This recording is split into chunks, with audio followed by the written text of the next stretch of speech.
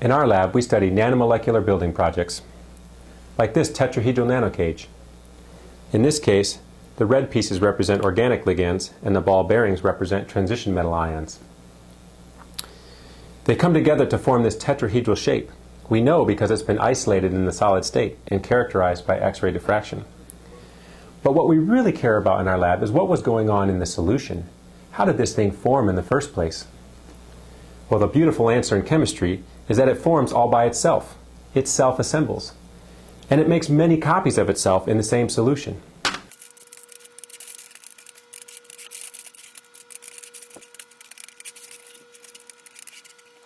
That was a good bit of work by hand. Imagine if we had to make all 10 quintillion of them.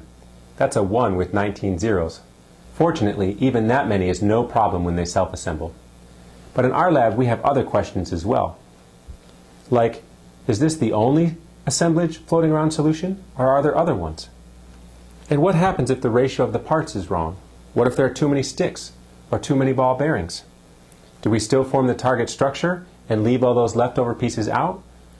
Or instead is a different structure that uses the ratio of parts available to it formed? It turns out those are some really important questions for a lot of chemists and biochemists, whether they're studying nanotechnology or biochemical systems, because they all want to know what's going on in a complicated solution and how the molecules are interacting. Well, that's where our lab rushes in. We do something called a spectrophotometric titration. Now, a titration is just a volumetrically controlled reaction, and we start with a solution that has just one of the components, and we take a UV vis spectrum of it. That's essentially like measuring the wavelength-dependent color of that solution. The data would look something like this.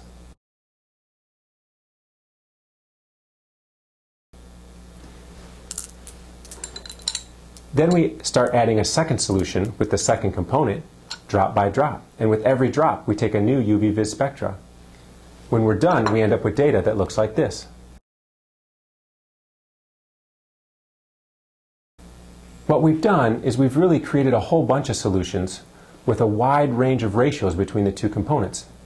And from this data, we can begin to figure out everything that was going on in that solution.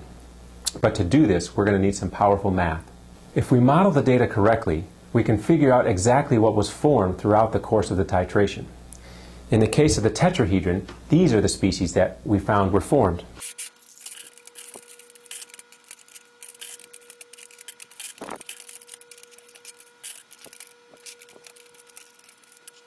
So you can see at the beginning of the titration, each ligand is coordinated with 2 of its own metal ions.